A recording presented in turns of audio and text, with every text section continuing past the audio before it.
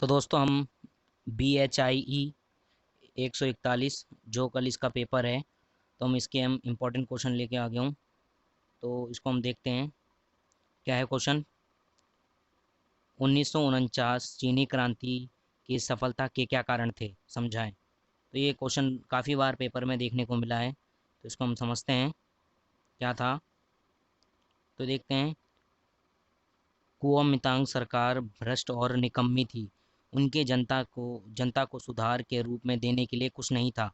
उन्होंने ऐसा किसी कार्यक्रम की घोषणा नहीं करी जो जिससे जनता की भलाई हो सके, जिससे व्यापक समर्थन हासिल नहीं किया जा जिससे व्यापक समर्थन हासिल नहीं किया जा सका। मतलब इन्हें ऐसा भी कोई घोषणा नहीं करी जिससे जनता की भलाई हो सके, इसलिए ये समर्थन खोती गई है सरकार।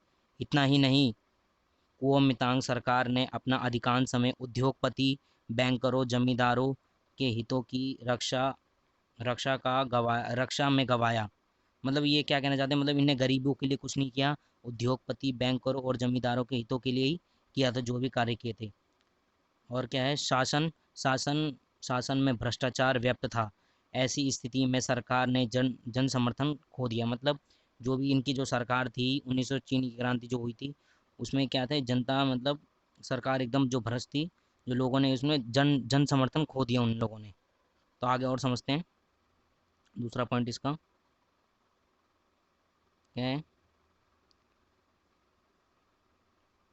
कुओमिंतांग सरकार द्वारा किसानों की गरीबी को दूर करने के लिए कुछ नहीं किया।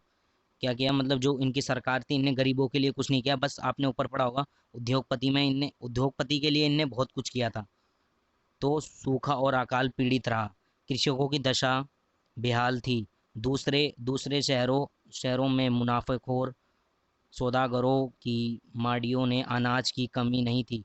अमेरिका के प्रभुत्व अमेरिका के प्रभुत्व चीन में अत्यधिक था। विदेशी पूंजीपति चीन का जमकर शोषण कर रहे थे। कुओमिंतांग सरकार इस घोषणा को रोक पाने में असमर्थ थी। मतलब इनने हर तरफ से ये मतलब गिरती जा रही थी सरकार, और गिरती जा रही थी। तो इसका तीसरा पॉइंट देखते हैं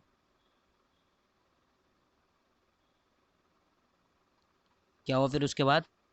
चीनी की राष्ट्रवादी कुओमिंतांग सरकार का अमेरिका जैसी साम्राज्यवादी देश के साथ संबंध था। मतलब साम्राज्यवादी जो मतलब जैसे कोई छोटा देश है उस पर जो कब्जा कर लेता है, तो वो अपने मतलब साम्राज्य है, जो भी शासन है उसका, वो मतलब एक बढ़ावा कर रहा है, मतलब बढ़ा रहा है। साम्राज्यवाद की नीति अपना रहा है, मतलब एक देश पे छोटे देश पे कब्जा करके। तो चीनी अर्थव्यवस्था अमेरिकी अर्थव्यवस्था साम्राज्यवादी नीति से परिचालित हो रही थी। चीन की बैंकिंग व्यवस्था पर अमेरिका बैंक का नियंत्रण था। चीन में अत्यधिक मात्रा में अमेरिका माल आ रहे थे। मतलब जो चीन के जो बैंक थे उनमें अधिक तक किसका माल आ रहा था, अमेरिका। 1948 तक यह मात्रा इतनी इतनी अधिक हो गई थी कि चीन में अधिकांश औद्योगिक औद्योगिक इकाइयों बंद हो गई और तमाम मजदूर बेघर हो गए। यही वजह से कि किसान, मजदूर आदि लोगों ने सरकार से संतुष्टि होकर गृह युद्ध हुआ। मतलब चीन में मतलब जब सरकार से संतुष्ट हो गई, उनकी नहीं सुन रही थी सरकार, गरीबों की नहीं सुन रही थी, तो उसमें क्या हो गया, चीन में गृह युद्ध स्टार्ट हो गया। चीन में साम्यवादियों का साथ दिया और सफलता साम्यवाद की क्या बोलते हैं, सफलता हो गई। मतलब साम्यवाद जो सरकार थी वो सफलता हो गई, और इसलिए जो क्या था, चीन में चीनी क्रांति में क्या बोलते हैं, जो साम्यवाद थी वो सफलता रही। तो ये था इम्पोर्टेंट क्वेश्चन। ये एग्जाम के नज़रिए से बहुत इंपॉर्टेंट है, ये क्वेश्चन आया था। और मैं और भी क्वेश्चन लाने की कोशिश करूंगा जो पेपर के नज़रिए से बहुत इंपॉर्टेंट है। तो अगर वीडियो पसंद आए तो लाइक करें, न्यू हो तो चैनल को सब्सक्राइब करें। मिलते हैं नेक्स्ट वीडियो में। जय हिंद, जय भारत।